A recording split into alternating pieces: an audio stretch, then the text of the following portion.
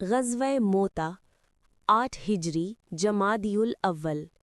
پس منظر رسول اللہ صلی اللہ علیہ وسلم نے ایک قاصد حارث بن عمیر رضی اللہ عنہ کو بادشاہ بصرہ شام کے قریب علاقے کے پاس بھیجا، لیکن راستے میں غسان کے حکمران نے ان کو شہید کر دیا۔ عرب میں سفیروں اور قاصدوں کو قتل کرنا سخت جرم سمجھا جاتا تھا، اس لیے نبی صلی اللہ علیہ وسلم نے ایک لشکر تیار فرمایا۔ لشکر کی تیاری۔ لشکر میں تقریباً 3000 صحابہ رضی اللہ عنہ شامل تھے۔ رسول اللہ صلی اللہ علیہ وسلم نے 3 کمانڈر مقرر فرمائے۔ نمبر 1 حضرت زید بن حارثہ رضی اللہ عنہ۔ نمبر 2 اگر زید شہید ہوں تو حضرت جعفر بن ابی طالب رضی اللہ عنہ۔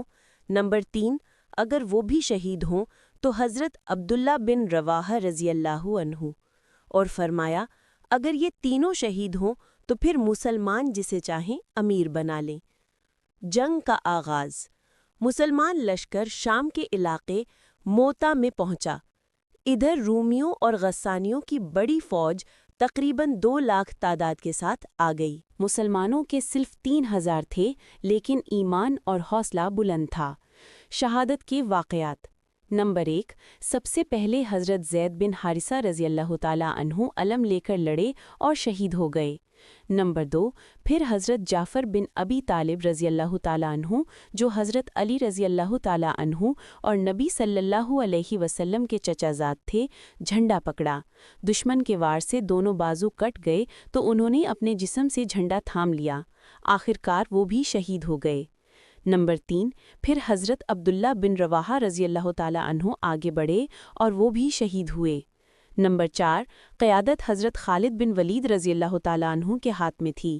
اس کے بعد مسلمانوں نے حضرت خالد بن ولید رضی اللہ تعالیٰ عنہ کو سپہ سالار بنایا۔